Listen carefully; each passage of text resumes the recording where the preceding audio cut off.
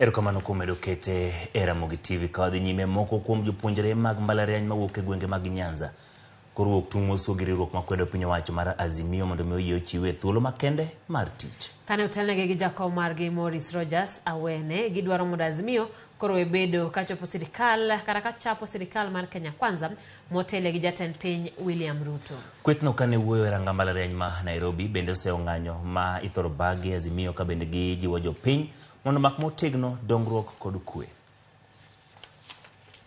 Jothuro wamiuru President Ruto time maber monyalo dhiro go agenda gege nikech king'iyo e Luolandwa wahero mgomo iwinjo to mgomo ni dwoko chien thoroughly odwoko chien kabisa.